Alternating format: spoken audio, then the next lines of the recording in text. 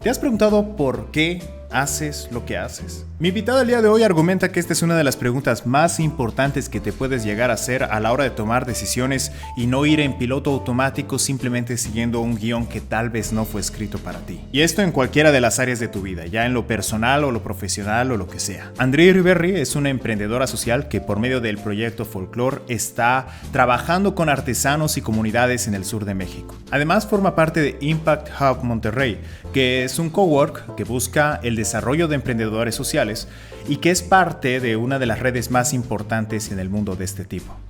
Y recientemente acaba de convertirse en madre. Como pueden ver, es una mujer muy activa que tal vez pueda enseñarnos una o dos cosas sobre organización, motivación y otras cosas necesarias para conseguir metas y objetivos. Espero que disfruten de esta conversación, que haya algo que les enriquezca sus vidas y bueno, los dejo con nuestra charla. Bueno, gente, bienvenidos nuevamente a su podcast favorito, tercer episodio. Nunca pensé que íbamos a llegar hasta acá. Y el día de hoy estoy acompañado de una persona que admiro muchísimo. Ella es una de las personas más eficientes y productivas que conozco. Y esta es la tercera vez que estamos intentando grabar esta entrevista porque el internet no ha sido muy benéfico con nosotros. Pero ella está ahorita en Monterrey, Nuevo León, así que vamos a empezar este podcast con nuestra primera invitada internacional, a pesar de que ella es boliviana. Entonces, les quiero presentar a Andrea Iriberri. Hola Luis, muchas gracias por la invitación, súper emocionada de estar aquí y pues ojalá los dioses del internet estén con nosotros ahorita. Sí, a ver qué onda. Pues mira, como te comenté, y para comentarles a la gente, la razón por la que se dio esta entrevista fue un poquito a raíz del último episodio, que fue el de la constancia. Otra vez publicidad para que vean el episodio anterior.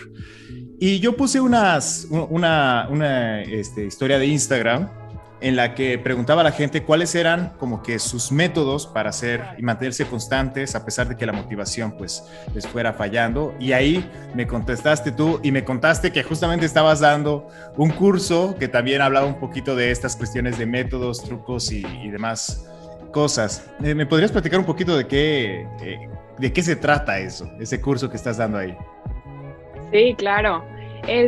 Pues fíjate, en realidad empezó, bueno, es una clase de una maestría que se llama, la universidad es una universidad alternativa, se llama Collective Academy, y a mí me toca dar la primera clase, que es como la entrada a la maestría, en la que tratamos justamente que aprendan como todas estas metodologías de cómo ir llevando la motivación durante todo el periodo que van a tener la maestría. Entonces es como un poquito la clase que les toca como hablar de por qué están ahí, de los motivadores detrás de por qué decides estar en la maestría, pero sobre todo de ir identificando qué van a ser esas cosas que te van a ir llevando a través de todo el panorama, ¿no? O toda la trayectoria que te va a tocar. Pero a mí en lo personal me invitan tal vez un poquito como tú, con esta perspectiva de no, es que Andrea se ve como que está súper organizada y tal. Y la realidad es que sí, soy muy geek en este tipo de cosas. Lo hemos platicado contigo de libros y fuentes y bla, bla, bla. Pero creo que más que eso, me he dado cuenta que es un espacio, también se ha convertido esta clase en un espacio para como explorar más allá de las cosas que solo me funcionan a mí, sino también ver qué otras cosas pueden estar allá afuera que pueden no funcionarme a mí, pero le funcionan a otro tipo de gente. Entonces, eso ha sido lo más interesante para mí de esa clase. Y pues bueno, ahorita vamos a hablar un poquito de qué son esas cosas, pero creo que justamente una de las cosas más importantes cuando estamos hablando de constancia tiene que ver con qué tan profundo has indagado en por qué quieres hacer esa tarea o por qué quieres trabajar en ese trabajo, ¿no? Entonces es básicamente eso. Claro, preguntarse efectivamente cuál es la motivación real dentro de tu corazón del por qué me estoy metiendo a esto, porque es muy fácil, creo, llevarse por cierta inercia, no sé si social, no sé si personal, pero simplemente como que vas aceptando cosas y no tienes como que el corazón bien metido en esto, no lo has pensado demasiado y simplemente estás yendo porque pues, no sé, estudias la carrera porque es lo que te toca hacer, ¿no? Estudias la maestría porque es lo que viene después de la carrera. Estudias el doctorado porque es lo que viene después de la maestría, ¿no? Entonces, como que vamos siguiendo este guión implícito de cómo tienen que ser las cosas y terminamos con, no sé, con un guión que no es y nuestro. No solo en la educación, ¿no? No solo en la educación, esa es la cuestión, que o sea, es para todo, ¿no? O sea, si estás en una relación, de noviazgo, pues, bueno, es que el matrimonio ya es lo que sigue, ¿no? Y entonces ya después ya estás casado y es de que, es que los hijos ya es lo que sigue. Y creo que para todos los ámbitos de nuestra vida podemos como que entrar en ese, digamos que tren automático, por decirlo así, y ir pasando nuestras vidas asumiendo que tal vez estamos tomando decisiones cuando la realidad es que no. Porque a ver, ¿qué es la cuestión? Cuando realmente te estás cuestionando por qué estás haciendo las cosas, tiende a ser un poco doloroso a veces, tiende a llevarte a un espacio vulnerable que muchas veces no estamos dispuestos a entrar, tiende a todas estas cosas porque tiene que ver, la pregunta de por qué, bien respondida, tiene que ver con tus emociones, y las emociones no siempre son cosas bonitas. Entonces, también por eso la gente prefiere como que decir, no, mejor me llevo el carro automático, ¿no? Porque no me quiero meter. Un miedo a lo desconocido, ¿no? Porque al final de cuentas, lo que te ofrece este guión, esta serie de patrones te da cierta seguridad porque no tienes que desviarte, simplemente tienes que hacer el checkbox. Pero el preguntarte por qué lo estoy haciendo, por qué estoy siguiendo este mapa, por qué no intentar una ruta alternativa, significa, pero no sé qué me lleva esa ruta alternativa, ¿no? Y puede que realmente lo que estés buscando, o sea, después, supongo yo, después de alguna indagación personal, pueda decir, ¿sabes qué? Sí, efectivamente yo quiero seguir el guión como está establecido, ¿no? Pero ya tengo el por qué lo estoy haciendo. Totalmente. Y ahí voy a agregar dos cosas, digo, por eso hablaba un poquito del tema de vulnerabilidad. Justamente la vulnerabilidad es ese incierto, esa incertidumbre, es el atreverte a estar en esa fase en la que no sabes qué es lo que va a pasar, no sabes cuál va a ser el resultado, ¿no? Entonces, muchas veces vemos la vulnerabilidad como algo débil, como algo de debilidad, cuando en realidad, mientras más a gusto esté, mientras más conforme, mientras más, digamos que bien me sienta como mi vulnerabilidad, más voy a poder utilizarla a mi favor para poder tomar esas decisiones correctamente, ¿no? Entonces creo que también es eso, se trata de un poquito animarse también a estar en esos espacios de incertidumbre, a estar en esos espacios de no estoy seguro qué es lo que va a pasar, porque quiere decir que te estás cuestionando lo suficiente, porque quiere decir que te estás preguntando las preguntas correctas, y habla un poquito de eso. Y me encanta lo que dices ahorita, porque justamente es eso, si te preguntaste lo suficiente y ya sabes qué es lo que quieres, y lo que quieres sí de alguna forma se ajusta al estereotipo cultural o al estereotipo, pues está perfecto también, o sea, no se trata de que vayas en contra de todo, o sí, tal vez la respuesta a la que terminas se trata de ir en contra de todo, pero también puede ser que llegues a las mismas respuestas, pero ya son tus respuestas, no son las respuestas que alguien más te puso o que alguien más te dio, ¿no? Y algo que estoy pensando últimamente es que muchas veces tratamos de imponer, yo creo que existen ciertos principios y creo que existen ciertas cosas que funcionan en este mundo, ¿no? O sea, el detalle es, por ejemplo, para mí este ejemplo es lo que más se me hace más ilustrativo. Si tú quieres volar, tienes que seguir los principios de aerodinámica, ¿no? O sea, para lograr que un objeto se despegue, tienes que seguir ciertos principios de aerodinámica. Ahora, el cómo aterrizas esos principios puede tomar muchas formas, ¿no? Puede ser en forma de un avión, puede ser un parapente, puede ser un helicóptero, y significa que, los tres están consiguiendo como que el objetivo de despegar del suelo, pero de maneras diferentes. Y muchas veces creo que tratamos de imponer ciertas recetas, pues es que no eres un helicóptero, entonces estás mal, ¿no? Y el otro, no, pero estoy despegando. Entonces, obviamente no es así como que uno se puede salir completamente de las leyes, o sea, hay unos principios de los que no te puedes salir, o sea, no puedes despegar con un auto y tú dices, no, es que es mi método, ¿no? Y es lo que a mí me funciona, y dices, sí, claro, pero no te estás elevando del suelo. Entonces, claro, hay como que un rango dentro de los principios de los que funcionan. Unos van a ser más efectivos que otros, unos van a tener unas ventajas por encima de otras, ¿no? O sea, un avión sí te va a poder llevar por un transatlántico, un parapente medio complicado.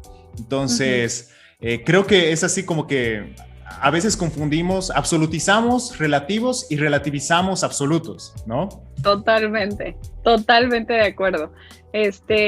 Y bueno, creo que también la cuestión es que vivimos es muy extraño porque vivimos en un mundo digital en el que tratamos de ser muy individuales con quiénes somos y cómo nos mostramos a los demás porque queremos que nos reconozcan en esa individualidad, pero a la vez estamos formando parte de un colectivo que cada vez es más homogéneo o trata de hacerte más homogéneo. Entonces también es muy interesante pues bueno, la época que nos ha tocado vivir también. Esa constante lucha entre el individuo y el colectivo, ¿no? O sea, qué tanto me independizo y me separo del grupo y qué tanto me adapto a lo que ya está establecido, porque pues los dos, o sea, no puedes aislarte completamente, necesitas comprometer ciertas cosas, pero bueno, ¿qué tanto te comprometes, no? O sea, ¿qué tantos principios o bueno, valores comprometes? Oye, está interesante. Total. Bueno, volvamos un poquito que nos fuimos bastante filosóficos. Sí. Volvamos un poquito a la cuestión de la clase, lo que me estabas comentando, del el por qué en la clase. Había algo que me gustó que mencionaste, que tú llegaste y dijiste, bueno, esto es lo que me funciona, y pensaste, viniste con como que un paquetito de cosas que a ti te funcionaban y que esperabas que les funcionaran a los chicos. Cuéntanos un poquito de eso, porfa. Sí, creo que justamente tiene que ver con, otra vez, sí puede ser dentro de, aunque estamos filosofando ahorita en eso, pero creo que tiene que ver justo en este mismo pensamiento, ¿no? De creer que lo que a mí me funciona, por ende, le va a funcionar a todos. Y la realidad es que no, ¿no? Y creo que muchas veces ese es el error de todos estos, a veces, coaches comerciales que escuchamos, de todos, a veces, estos libros de autoayuda que te juran y te perjuran que a todo mundo van a poder ayudar. Y la realidad es que no, todos somos tan distintos en lo que nos motiva, en lo que nos asusta, en lo que nos mueve, en lo que nos levanta en las mañanas. Entonces creo que hay veces que asumimos que todas estas cosas van a poder ayudar a todos y la realidad es que no, se tiene que ajustar un poquito a cada quien.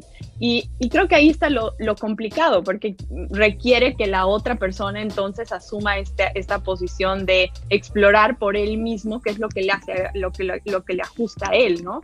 Entonces no puedo, por eso creo que he dejado un poco de seguir a todos estos gurús que ellos creen saber qué es lo que te va a funcionar a ti, sino más bien creo que es una cuestión de qué tan buenas preguntas te hacen para que tú puedas cuestionarte lo suficiente para que entonces a partir de esas preguntas y a partir de esas cosas que te cuestiones, tú decidas cuáles son las metodologías, cuáles son los métodos, cuáles son las formas en las que tú te puedes adaptar a ser más productivo, ser más efectivo, ser lo que sea que estés buscando, ¿no?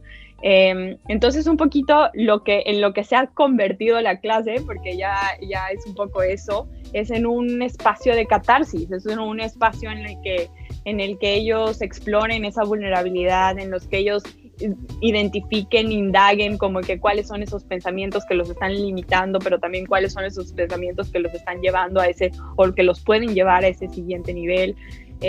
Pero sobre todo esta pregunta del por qué y profundizar mucho en esta pregunta del por qué, ¿no? No solo por qué estás estudiando esta maestría, pero por qué quieres hacer ejercicio, por qué todas estas cosas que muchas veces las tenemos en nuestras agendas, pero ni siquiera sabemos por qué las estamos haciendo, ¿no? Wow. Y bueno, yo creo que también lo interesante, y hay en esa tensión entre lo que me funciona a mí en lo particular y lo que le funciona a los demás, de todas maneras, y aunque parezca contraintuitivo lo que hemos estado diciendo, me gustaría saber cuáles son tus porqués y las cosas que te han funcionado, porque en una de esas también a otros les funciona. Entonces, gente, si nos están escuchando, claro, primeramente y congruencia con lo que te hemos dicho hasta ahora, esto es lo que tal vez nos funciona a nosotros y puede que no te funcione a ti y puede que incluso te sea contraproducente, Entonces, tómalo con un grano de sal, pruébalo, si funciona, chido, si te hace ruido con tus valores principales también, o sea, pues deséchalo, discernimiento y ahí nos vamos, no recetas. Exactamente. Pues mira, fíjate, a mí las cosas que más me han funcionado, yo soy una persona extremadamente estructurada y creo mucho en los procesos y en... se va a escuchar muy nerd lo que voy a decir, pero en tener data para poder tomar decisiones, ¿no? Okay. En tener información. Ingeniero industrial tenías que ser. Exactamente. Entonces a mí las cosas que me han funcionado es justamente eso. O sea, esos son modelos en los que te ayudan a tener esa estructura para poder tener toda esa información, para entonces poder tomar decisiones sobre lo que estás haciendo, sobre cómo estás utilizando tu tiempo y demás, ¿no? Entonces, tal vez algunos autores que podemos hablar de este tipo de estructuras o que te ayudan con este tipo de estructuras. Está, por ejemplo, Michael Hyatt, que Michael Hyatt desarrolló, bueno, tiene varios libros, pero desarrolló una agenda que se llama Full Focus Planning, o sea, solo con el nombre te digo, ¿no? Es una agenda para enfoque total y absoluto, en la que básicamente anotas absolutamente todo, ¿no? Desde tu rutina de la mañana hasta los objetivos que quieres hacer esa semana, hasta cada trimestre lo que quieres cumplir.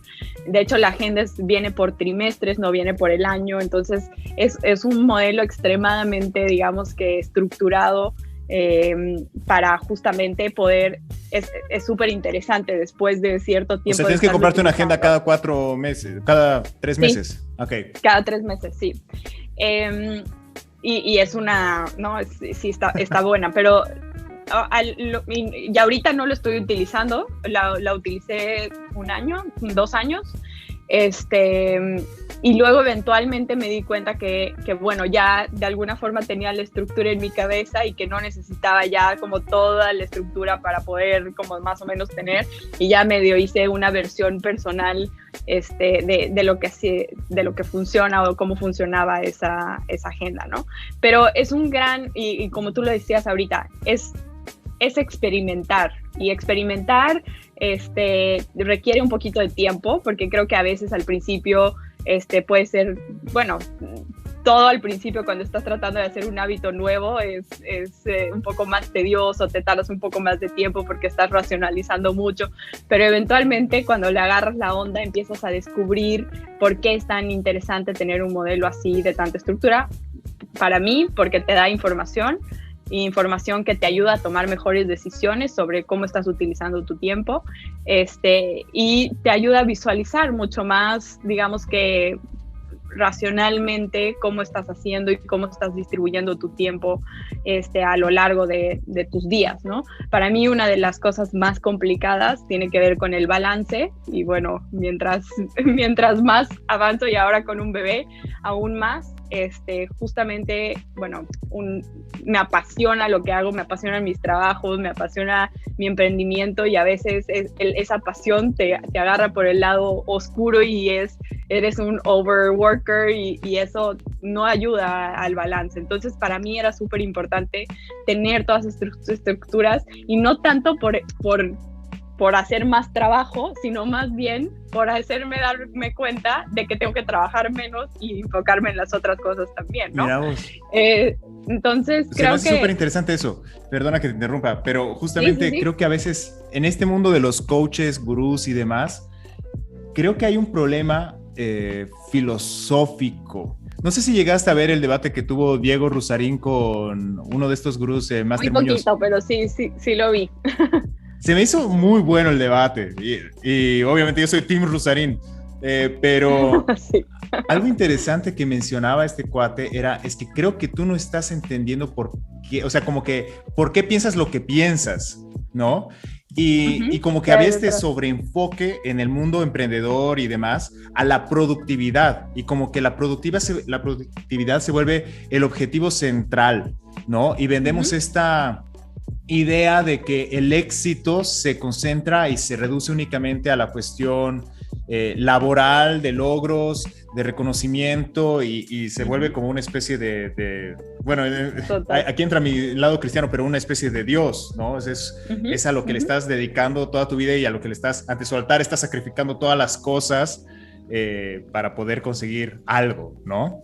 Totalmente, totalmente. De hecho, y regresando tal vez ahorita a la clase, una de las cosas que hacemos es cuestionamos justamente eso, ¿qué es el éxito? ¿Y qué es el éxito para ti? Porque el éxito para cada persona es completamente distinto y probablemente es uno de los de estos significados que más fuertemente el mundo completo nos está como tratando de imponer. Pero es una de esas preguntas que realmente tú te tienes que responder para ti mismo, porque de ese cae toda la raíz de, bueno, entonces, si esto es éxito para mí, entonces, ¿cuánto tiempo le tengo que dedicar a mi familia? Y entonces, ¿cuánto tiempo le tengo que dedicar a mis hijos, o al trabajo, o a mis hábitos saludables, o a mi paz mental, o a lo que sea, que sean como que tu referencia de éxito? Y sí, ahí ya se empieza entonces a abrir el abanico de que, bueno, entonces el ser productivo es no solamente ser productivo en mi trabajo y utilizar mi tiempo para mi trabajo, sino también ser productivo con todas las otras áreas de mi vida, ¿no? Y productivo en el sentido de que salgan frutos, no necesariamente de que seas más efectivo, que es distinto, ¿no? ¿Cuál sería la diferencia entre efectivo y productivo? Bueno, efectivo yo siento que es como que es lo mínimo que puedo hacer para que salga algo, ¿no? Y bueno, productivo se me hace más como el que dónde le estoy entregando más valor o dónde estoy generando más valor. No sé ni sé si sea como una ¿cómo se dice? Como un significado tal cual, pero creo claro, que no es el del libro de texto, pero es de acuerdo a Riverri Andrea. 2021. Exactamente. Oye, hay una cosa que entrando también en este mismo tema de los porqués y lo que uno siente, creo que es necesario también balancear lo que uno siente con la realidad.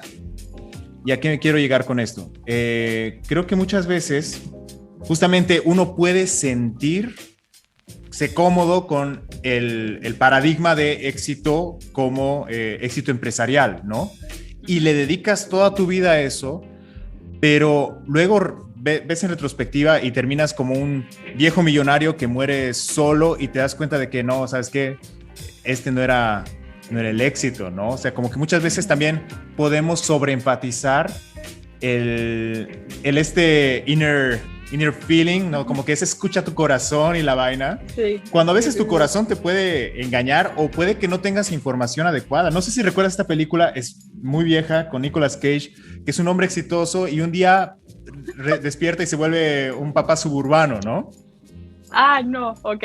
Y la onda está en que, o sea, es así como que de estos que alguna especie de geniecillo o algo le dice, te voy a enseñar lo que hubiera pasado si te hubieras casado con esta chava con la que andabas saliendo de la universidad, ¿no? Y entonces él al principio llega y está como que, obviamente, venía a ser súper empresario, andar cambiando pañales y andar paseando el perro, y entonces él está así como que esto es horrible y le hace el shock. Pero, ya no. Conforme va avanzando la película, él se va dando cuenta de la riqueza de esa vida familiar y de lo solo que estaba cuando estaba como empresario y demás. Entonces, al final, spoiler alert para los que planean ver esta película noventera, regresa a la realidad y creo que se va a buscar a la chava y creo que se encuentra en el aeropuerto. No recuerdo muy bien el final, pero la onda está como que te da a entender de que como que ajusta su trayectoria, ¿no? Uh-huh. Pues mira, yo creo que hay dos cosas. La primera es, creo que deberíamos de sentirnos bien de cambiar nuestros porqués constantemente. Y creo que esa es la cosa, o sea, no creo que haya solo un porqué para nosotros, ¿sabes? De que, cuando era joven visualicé este porqué y ya ese es el camino que voy a ir y me voy a morir hasta que llegue hasta el final y entonces solo al final me voy a poder arrepentir de eso, ¿no? Entonces creo que más bien es algo que deberías de hacer constantemente y esa interacción constante eventualmente creo que te lleva a todos estos distintos escenarios que pueden existir. Y entonces tal vez ahorita hablando de películas que sé que a ti te encanta, entonces hay esta película que se llama Mr. Nobody, que no sé si la conoces. No. Bueno, es una película buenísima, véanla también. Pero bueno, y esa sí no se las voy a spoilear, pero básicamente es la última persona en el planeta que se va a morir, digamos, de forma natural, porque hemos encontrado una forma para hacernos más longevity, ¿no? Oh, está buena la premisa, ya me ganaste con eso. Este señor, es un viejito, o sea, ya es súper, súper grande, pero él no se acuerda, digamos, que cuál ha sido la vida que él ha vivido. Entonces tiene como estos diferentes escenarios de las vidas que podía haber vivido. Igual uno es con una chava, uno no termina con la chava. Entonces tiene como todos estos distintos escenarios. Y para mí es esa película que dices, bueno, todos somos esos múltiples escenarios constantemente, ¿no? Algunos tal vez los vivimos y los hacemos realidad y otros terminan siendo en nuestra imaginación, pero todos somos esos constantes escenarios que tenemos en nuestra mente, esos constantes distintos caminos que podemos visualizar, ¿no? Entonces creo que por más de que esta persona, por ejemplo, bueno, hasta el final de su vida se haya podido dar cuenta de que, bueno, estoy segura que en todo el camino tuvo eventualmente muchos momentos en los que tenía estos distintos caminos y eventualmente continuaba decidiendo esta opción, decidiendo este camino.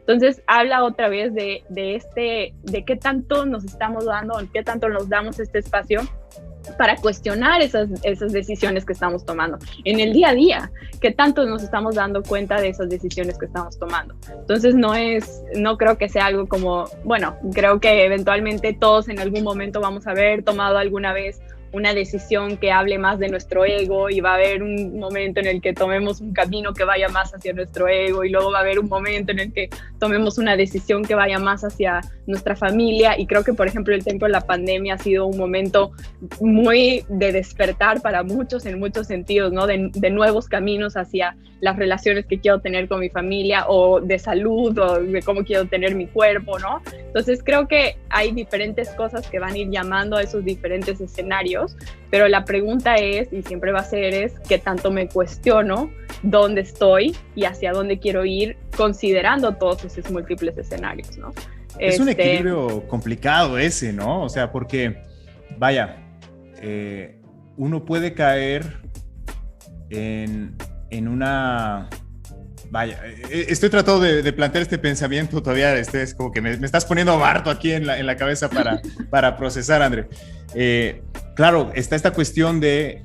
Me sorprende que una persona tan estructurada como tú tenga esa flexibilidad, ¿no? Porque en mi experiencia he visto que muchas personas que suelen ser estructuradas suelen ser también como que stick to the plan, ¿no? Es que esto es lo que tiene que ser y es así como tiene que ser y al menos como está en el plan y tenemos que, si no se ajusta la realidad al plan, no ajusta pues, el plan a la realidad, ¿no?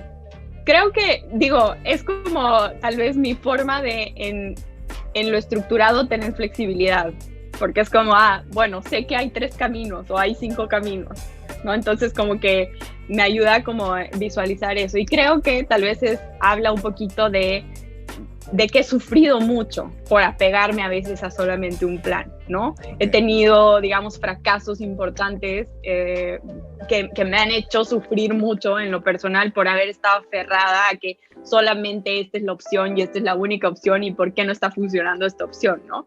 Que creo que eso también te abre cuando hay flexibilidad. Es como, bueno, si este no era el camino, entonces debe de haber otros 2 o otros 3 ahí al lado que los que puedo cambiar. Y tal vez aquí voy a platicarte como una forma más de ver esto.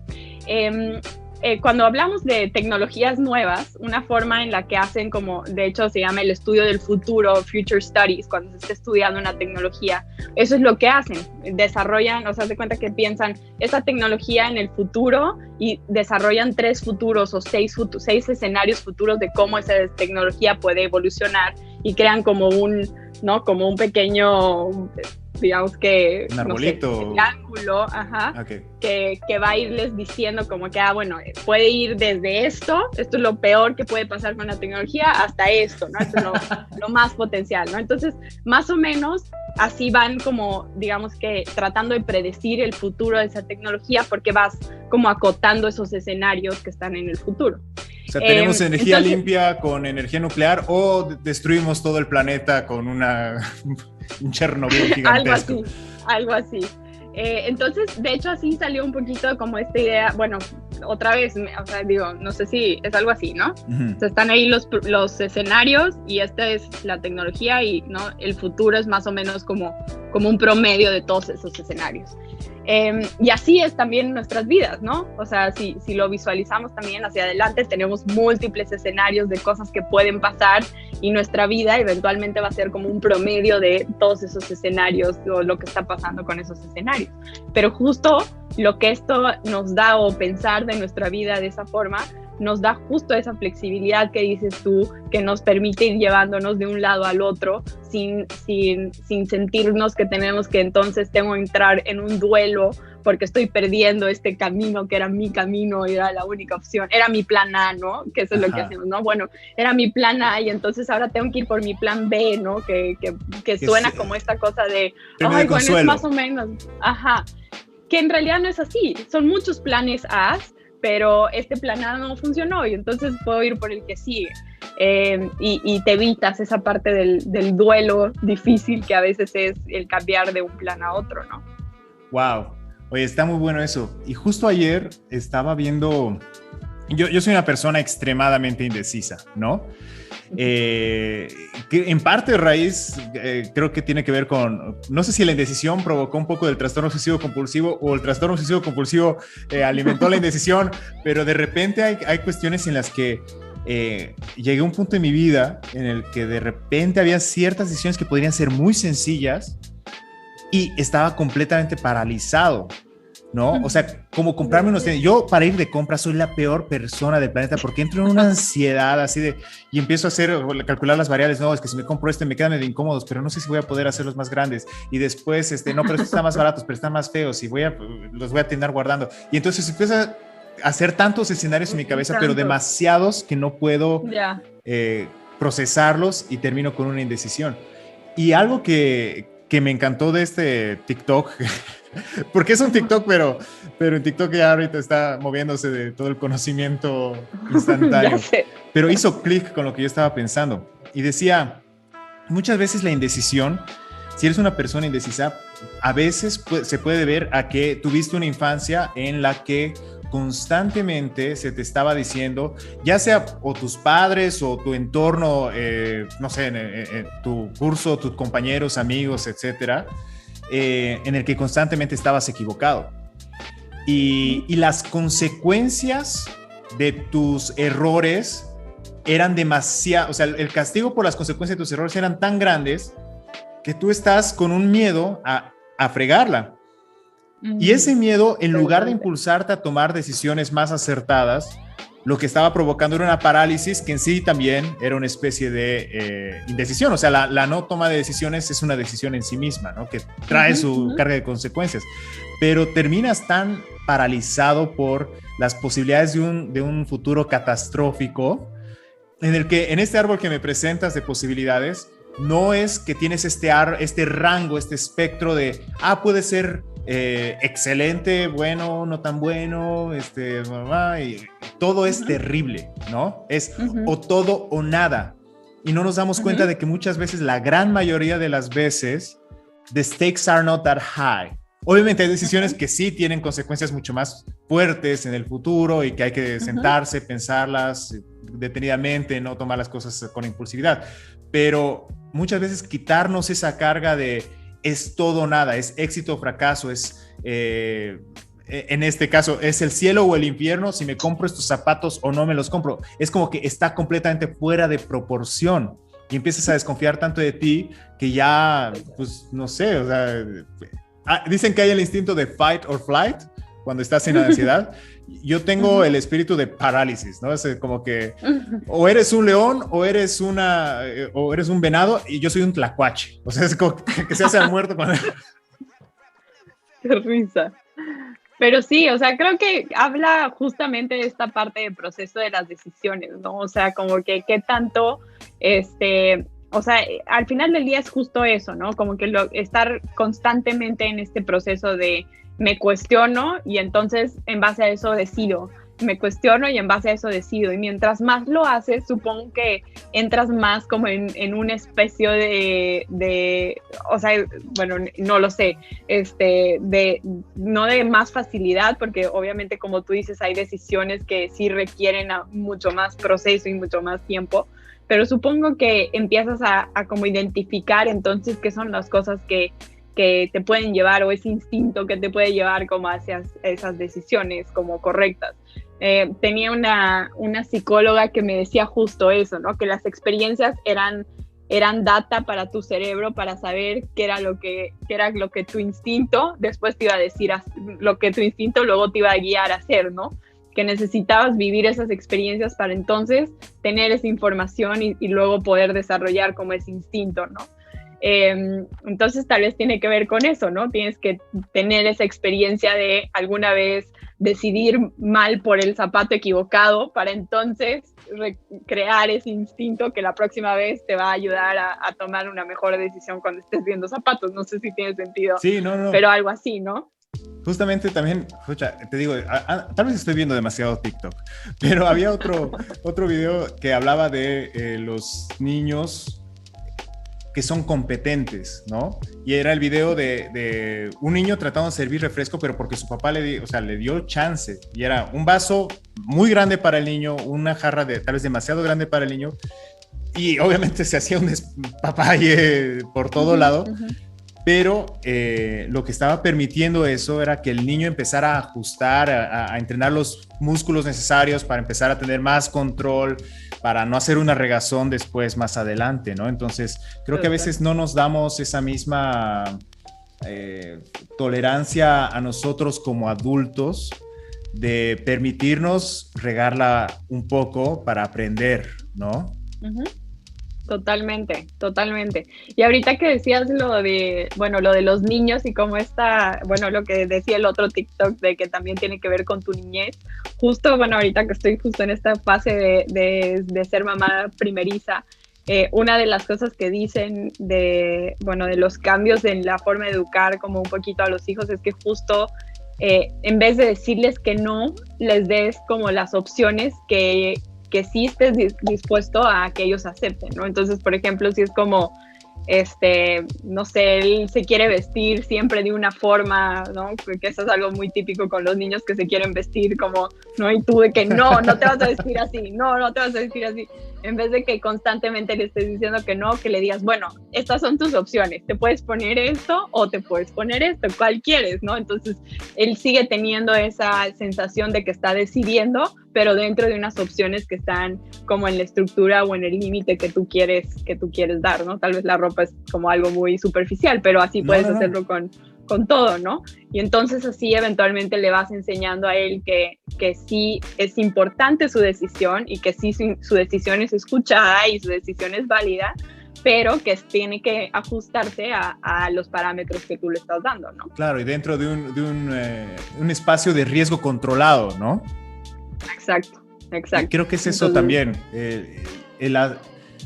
Porque nos podemos ir, somos muy extremistas. O sea, yo dejé Monterrey el 2015 porque tenía como que este sueño guajiro de viajar por el mundo y andar guitarreando por la calle, la fregada, que una parte de mí todavía lo tiene.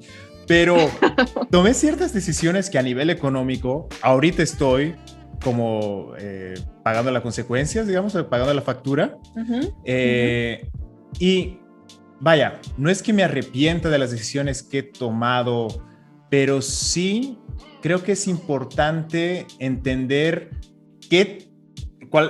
obviamente lo que estamos hablando de estos espacios de riesgo controlado, ¿no?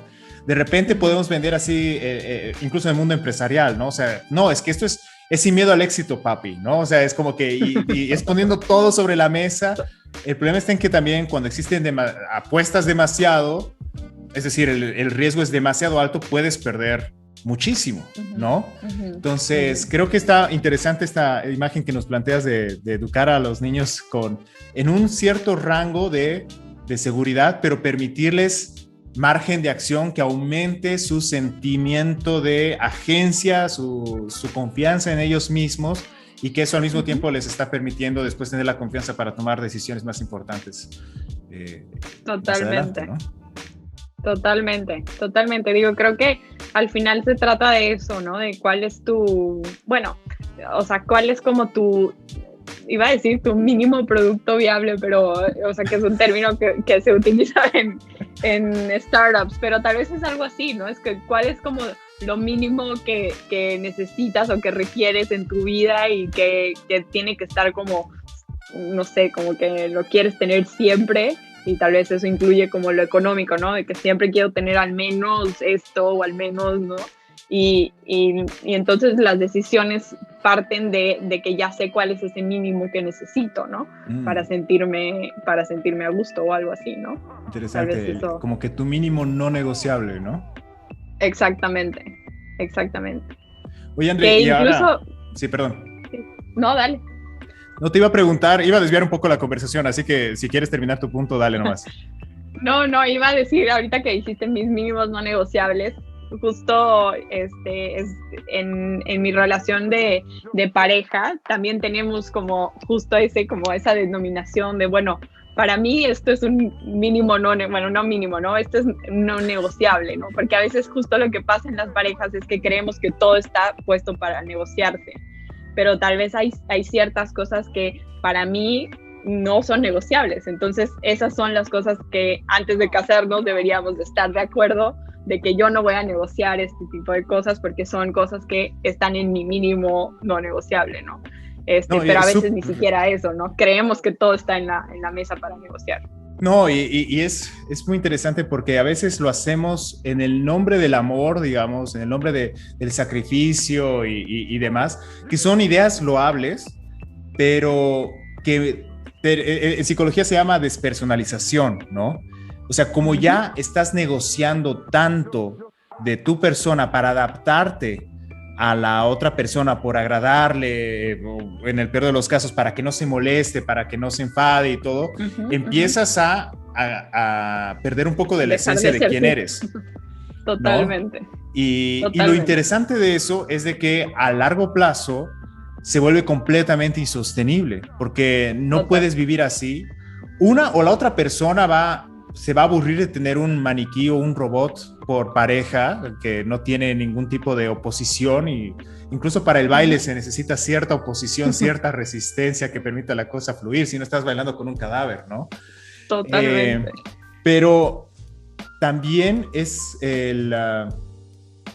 claro, el momento en el que trazas ciertas líneas y estos mínimos no negociables, pues es lo que le da, justamente lo que permite el baile, ¿no? Lo que permite esa resistencia a ciertas vueltas, el tener esos contrapesos que lo hacen posible.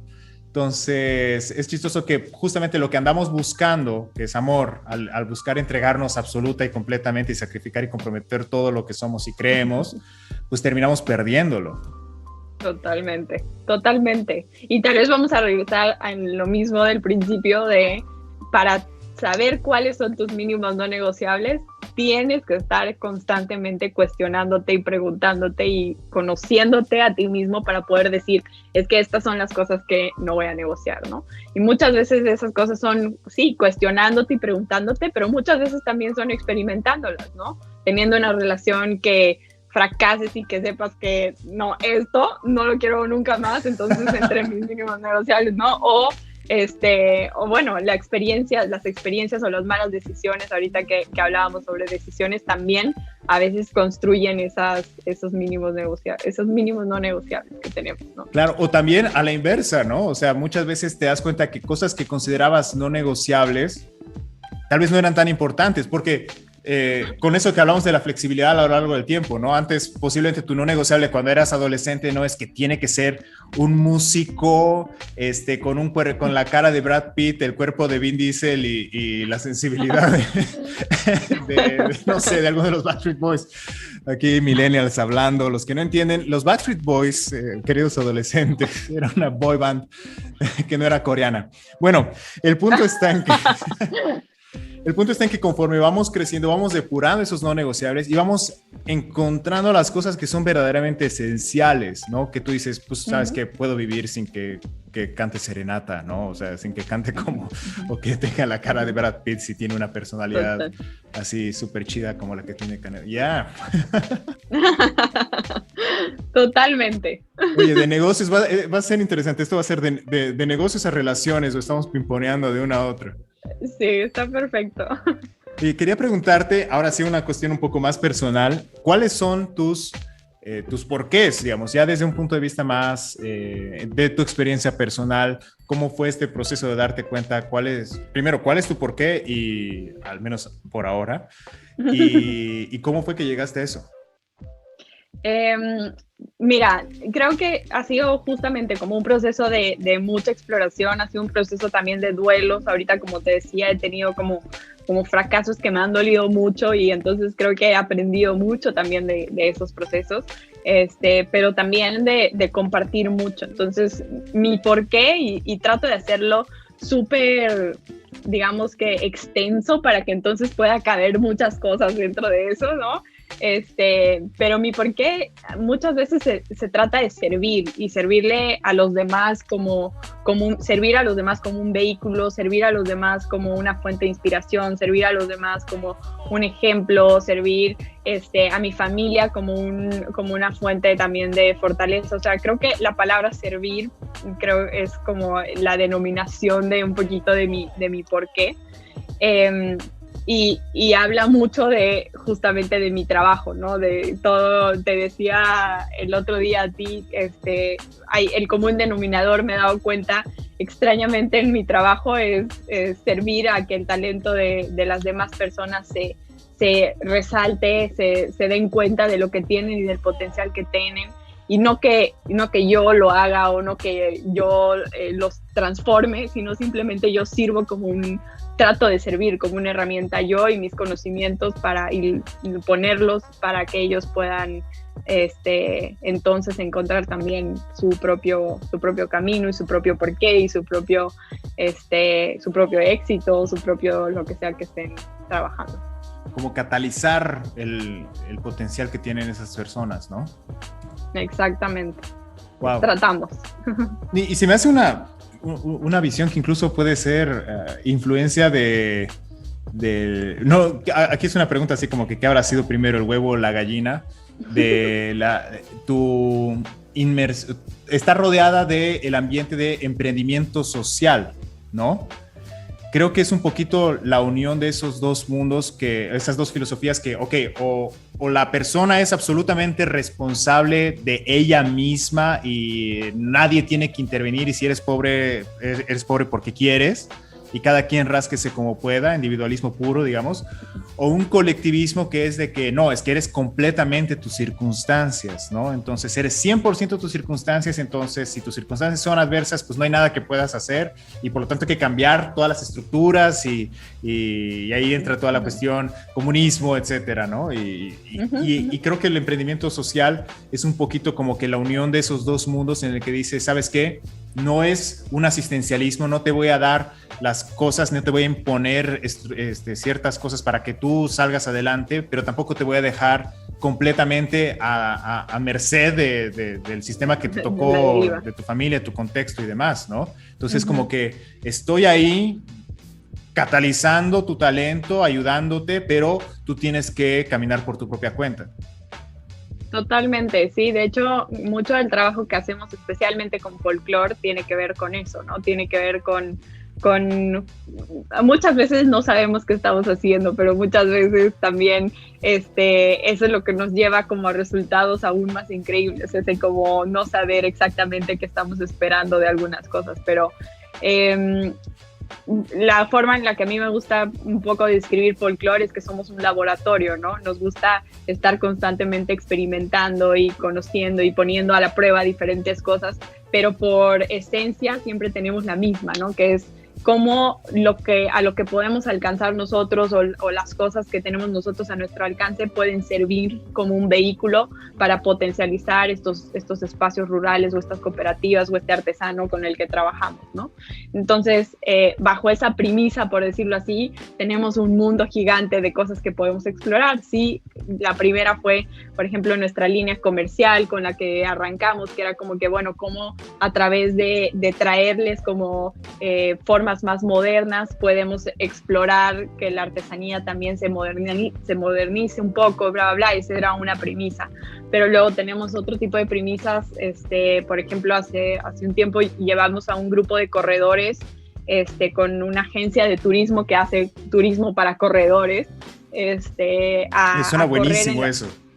Está buenísimo y de hecho corren en Bolivia también, se llama Aire Libre, es un grupo increíble de chavos que hicieron este negocio y literalmente crean experiencias para gente que quiere ir a correr o a explorar ciertos lugares corriendo, ¿no? Y hemos ido a Chiapas, hemos llevado a varios grupos y fue súper interesante porque literal ellos me decían, bueno, pero ¿estás segura que tú lo puedes hacer? Pero no haces bolsas. Y yo, no te preocupes, aquí vemos cómo le hacemos, ¿no? Entonces ahí me tienes tratando de conseguir guías, pero pues son guías muy especiales porque son guías que tienen que conocer la montaña y tener la capacidad de correr al paso que iban a correr toda esta gente que venía, porque venían de Canadá y venían de diferentes partes, ¿no? Y al final los hijos y sobrinos de artesanas mías terminaron siendo guías y fue una experiencia increíble para ellos, darse cuenta que en su propio lugar, con sus propios pies, con su propio conocimiento podían desarrollar una experiencia tan increíble como la que hicieron y de hecho ahora lo hacen ellos también independientemente, dentro de la localidad, ¿no? Entonces, te digo, son experimentos, son distintos experimentos, te estoy contando los que han funcionado, tal vez algunos no han funcionado tan bien, pero lo que tratamos de hacer es tener muy claro que nuestro porqué es servir como una herramienta, servir como un espacio y que tal vez ellos no tienen ahorita las circunstancias para poder, digamos que explorar o experimentar con tanta libertad. Nosotros tratamos de ser como ese espacio seguro donde, bueno, no te preocupes, yo voy a asumir el riesgo, experimenta aquí y si de lo que experimentes aquí aprendes algo y eso te ayuda a detonar algo más, increíble, ¿no? Entonces eso es un poquito como lo que tratamos de hacer con Folklore y tal vez es de alguna forma un reflejo de lo que yo trato de hacer con mi vida y de alguna forma mi porqué, ¿no? Oye, estaba increíble eso. Y bueno, ahorita que mencionaste lo de las ideas que tienen éxito, tú estabas con Impact Hub, era la cuestión que organizaba esto de van a disculpar el francés, pero las Fucked Up Nights. Sí, teníamos la franquicia de Fucked Up Nights en Monterrey, ahora la tiene otro equipo, pero sí, nosotros lo trajimos a Monterrey. ¿Podrías platicarnos un poquito de qué se trataba eso? Porque creo que aquí en Bolivia no lo he visto, al menos. Sí, fíjate, no sé si hay, porque en realidad es un evento que ahora ya, creo que en La Paz sí había. Bueno, Fuck Up Nights de hecho empezó en Ciudad de México con un par de amigos que se juntaban casualmente todos los jueves a tomar un par de mezcales y todos tenían negocios diferentes y prácticamente lo que terminaba haciendo era una noche en la que se contaban todo lo que habían fracasado en sus negocios, qué malas decisiones habían tomado, ¿no? Y con el pasar del tiempo se dieron cuenta que esas pláticas que parecían como muy casuales, obviamente muy íntimas, porque bueno, no hay muchos espacios y muchas veces te sientes como muy privado de que no quieres contar tus fracasos, eran donde más aprendían, donde más conocían a la otra persona, donde más como aprendizaje realmente había sobre los negocios, sobre cómo estaban sobrepasando los negocios cada uno, ¿no? Entonces deciden volverlo un evento y se vuelve el Fuck Up Nights, que básicamente es un evento en el que van 3 o 4 emprendedores y por 15 minutos platican como el fracaso que tuvieron o el fracaso más grande que tuvieron en sus negocios, ¿no? Es súper interesante porque justo como que te lleva a ese espacio de vulnerabilidad otra vez, en el que no quieres contar cómo fracasaste y qué malas decisiones tomaste, pero a la vez también creo que ahora estamos como en una cultura en la que también fracasar está como en el, qué chido que estás fracasando, quiere decir que estás trabajando, ¿no? Entonces también ahí es como muy interesante, se ha vuelto un fenómeno muy, muy interesante. Y bueno, creo que ayuda mucho a las nuevas generaciones de emprendedores a saber que bueno, todos, por más bien que te pueda haber ido, por más bien que te esté yendo, has fracasado en algún momento, has tomado una mala decisión en algún momento y que no te sientas tan mal si te pasa a ti también, ¿no? Claro, ¿no? Y me encanta el concepto de eso, de este evento, porque justamente existe nuevamente dentro de esta burbuja de emprendedurismo y demás, como que existe el mito de ver a la persona solamente en su punto más alto, ¿no? Y entonces se vuelve como una especie de no sé, el héroe, el Hércules que derrotó a la serpiente y que superó todas las pruebas y demás, y los endiosamos un poquito, ¿no? Al emprendedor exitoso, al Mark Zuckerberg, al Jeff Bezos y a toda esta raza que es así como que, y el efecto a veces no es de inspiración, sino es de yo nunca voy a llegar a algo así, entonces ¿para qué intentar? ¿No? Sí, y creo que estos eventos como que humanizan un poco a la persona.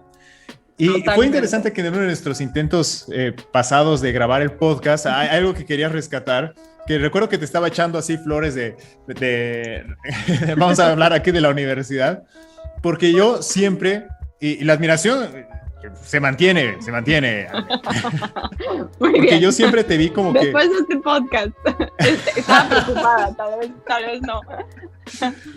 Entonces, recuerdo que tú tenías una lista de cosas que planeabas hacer y yo nada más veía que ibas de aquí para allá cumpliendo todos estos objetivos y todos estos checkboxes y en el liderazgo estudiantil, mientras yo estaba haciendo manifestaciones afuera y estábamos en 2 trincheras diferentes en ese entonces.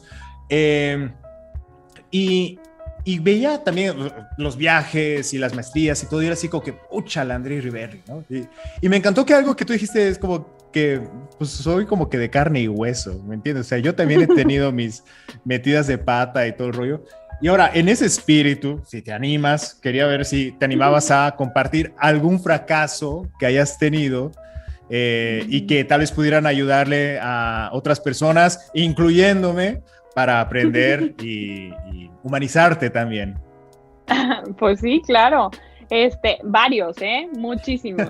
Pero creo que el que más me dolió de todos y creo que todavía es un proceso que me ha dejado muchas más enseñanzas y creo que sigo aprendiendo en el constante. Yo empecé mi primer negocio social, lo empecé con mi mejor amiga y en ese entonces para nosotras el negocio era como nuestra excusa, eso decíamos, ¿no? Que era nuestra excusa para mantenernos cerca, ¿no? Para que yo me quedara en México, era nuestra excusa para que estuviéramos siempre en el mismo lugar o de alguna forma relacionadas y por eso empezamos el negocio, literalmente como con esa excusa.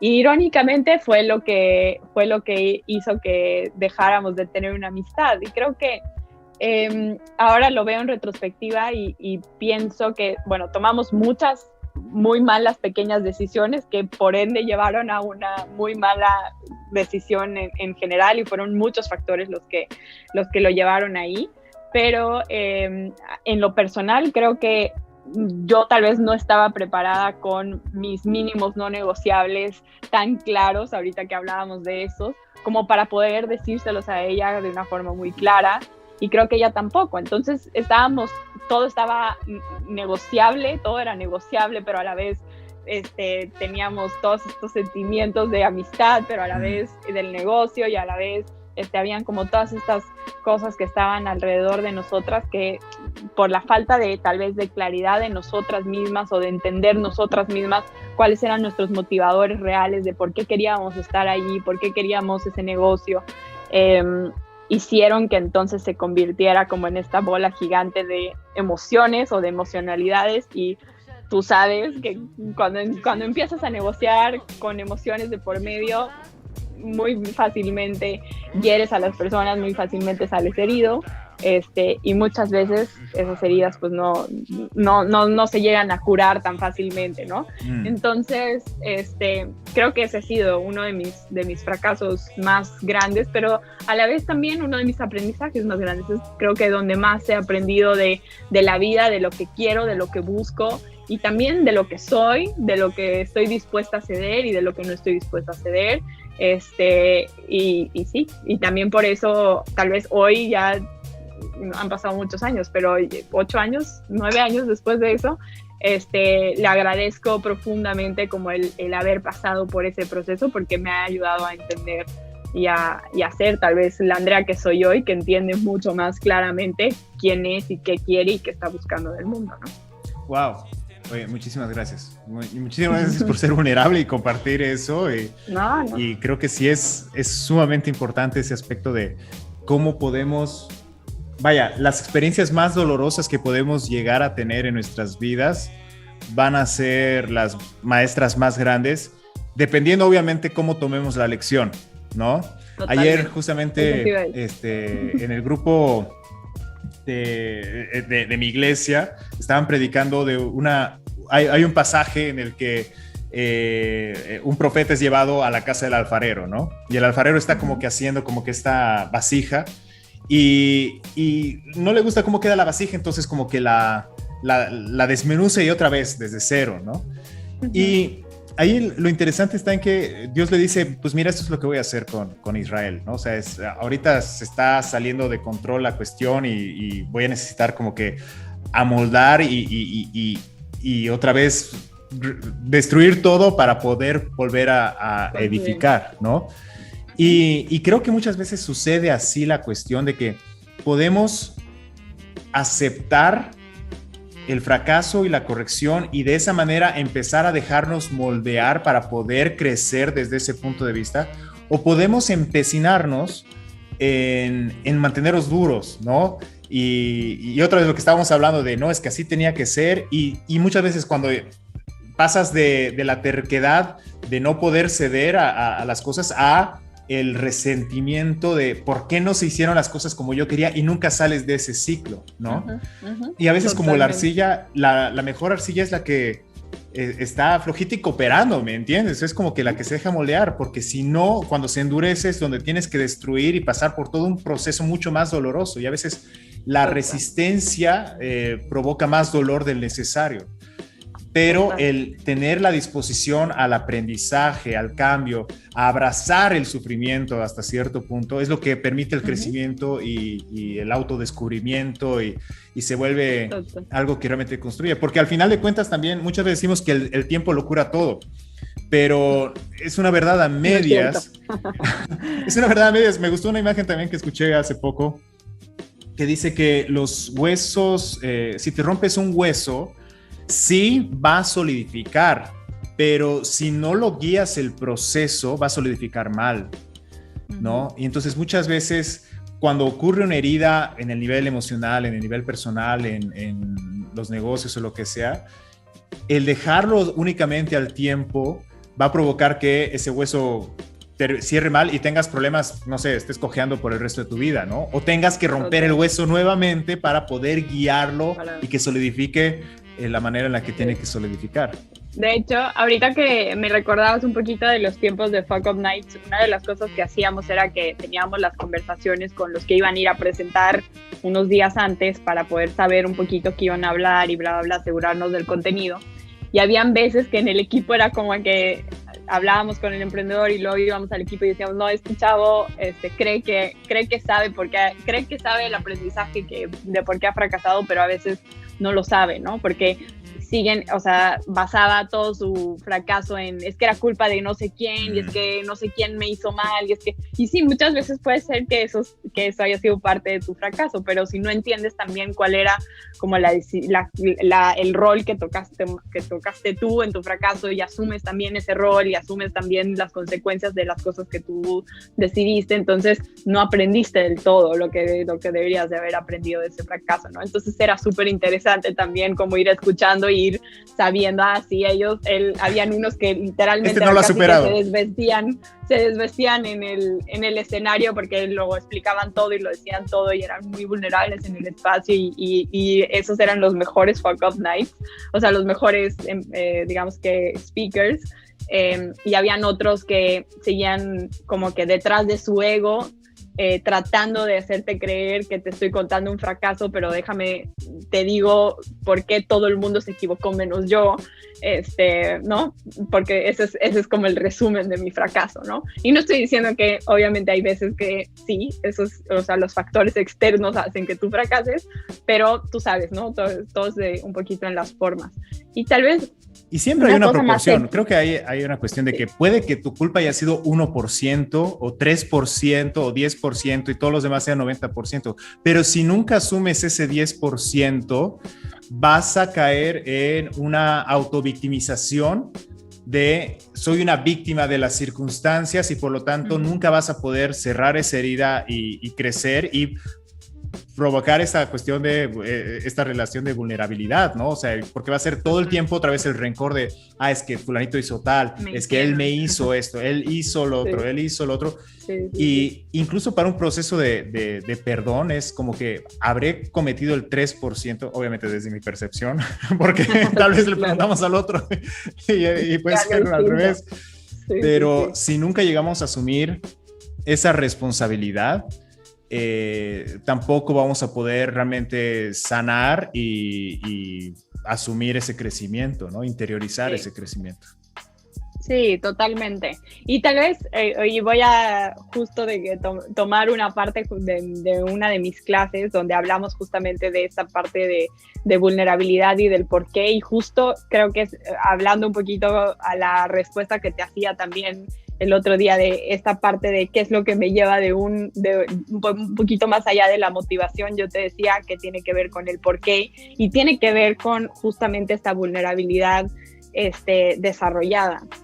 A mí me gusta pensar en, utilizar este framework del círculo de oro, del qué, cómo y por qué, ¿no? Que es de Simon Sinek, que es como muy famoso, que se ha utilizado para el marketing y para todas estas cosas, pero creo que para esto también aplica muy bien. Y te lo voy a tratar de explicar con mi propio fracaso. Yo creo que yo en ese tiempo estaba muy aferrada o tenía, te voy a decirlo así, mis raíces en qué cosas hacía, en tener muchas cosas que hacer, que estoy haciendo muchas cosas, demostrar al mundo que estoy haciendo muchas cosas, en qué hacía y un poco en cómo las hacía, ¿no? Que las estoy haciendo efectivamente, que estoy siendo muy productiva, cómo las estoy realizando. Pero la realidad es que muy poco había indagado tal vez en por qué estaba haciendo ciertas cosas o en por qué estaba tomando ciertas decisiones. Entonces, cuando fracaso, la verdad me duele también mucho más porque mis raíces estaban basadas en esos qués, estaban basadas en ese negocio que estábamos haciendo, ese era mi raíz, ¿no? Entonces, eventualmente con el tiempo me doy cuenta que qué lugar tan malo para tener tus raíces, tener tus raíces en los qué haces o en los cómo los haces, ¿no? Porque esos fácilmente pueden fracasar, fácilmente pueden evolucionar, fácilmente pueden dejar de existir gracias a una pandemia, fácilmente muchas cosas, ¿no? Claro, entonces, o incluso los puedes conseguir y después es ¿y ahora qué? ¿No? O sea, es como si centras toda tu existencia en ser el mejor alumno, bueno, te graduaste, ¿y ahora qué? ¿No? O sea... Sí, exactamente. Entonces traté de dedicar mucho tiempo en tratar de poner mis raíces en por qué, ¿no?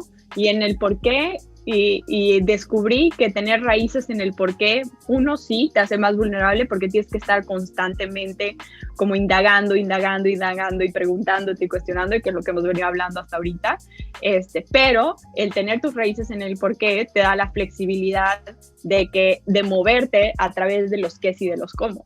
Y eso, al final del día, es esa flexibilidad que te lleva de un fracaso a otro, que te lleva de un día motivado a un día desmotivado, que te va moviendo a través del tiempo, ¿no?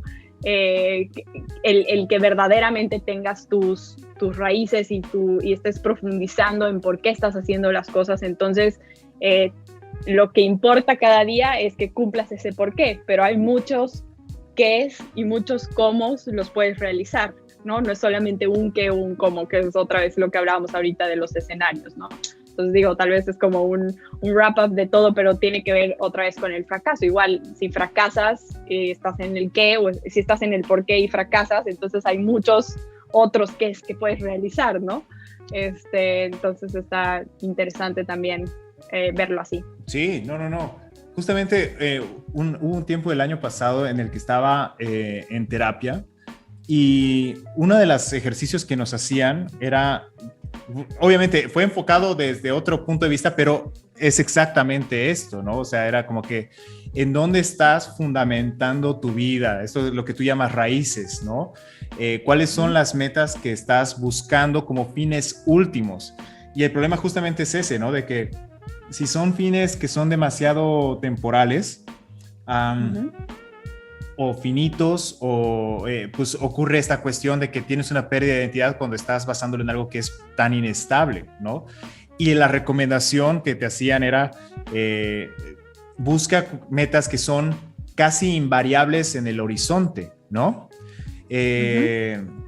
O sea, ya, por ejemplo, en lugar de buscar ser el mejor alumno de la generación, pasas a, ok, quiero ser un buen hijo o una buena persona. ¿Y en qué momento dejas de ser una buena persona? ¿En qué momento cumples con ese objetivo? Pues es algo que se va moviendo contigo en el horizonte, ¿no? Entonces, oye, pues creo que por aquí vamos a ir cerrando un poquito. Ajá, dale.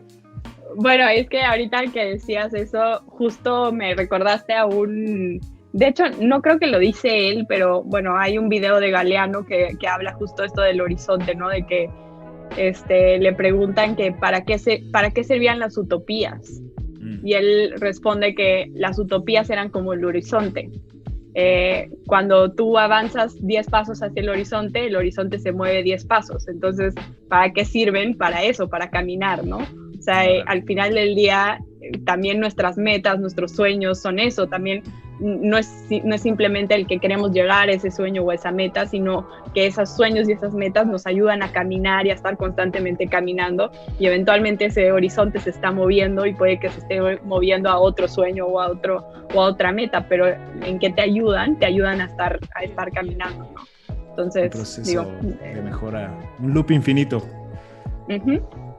Bueno, André, ha sido un gustazo poder platicar contigo.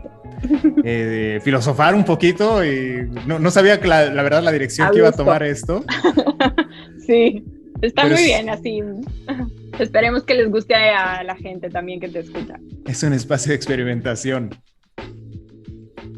André, ¿dónde puede la gente ponerse o ver un poquito, seguir un poquito de lo que tú estás haciendo? Tal vez de tus proyectos principales, por si quieren saber un poquito más. No sé si quieras mencionarlo. Pues digo, en mi Instagram, tal vez si me buscan a mí, André Iriberri, hay muy pocos Iriberris en Instagram, me van a poder encontrar, y ahí salen todos los negocios y todo el trabajo que hago. Y como siempre lo digo, y como te decía ahorita también, estoy siempre en la disposición de servir, y a quien sea que lo necesite, si me quiere escribir un mensajito o lo que sea que necesiten, pues también siempre a la súper disposición de poder ayudar en las medidas en lo que puedo, pero siempre súper dispuesta.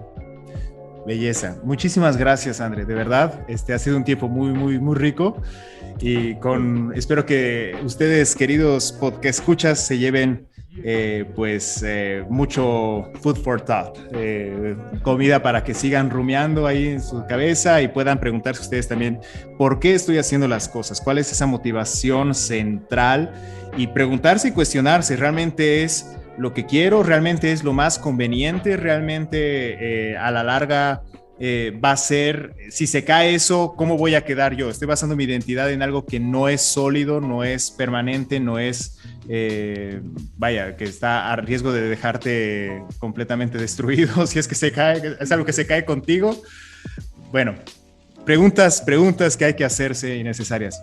Muchísimas gracias, André. Te mando un fuerte abrazo hasta allá. Igualmente, gracias a ti. Saludos a todos.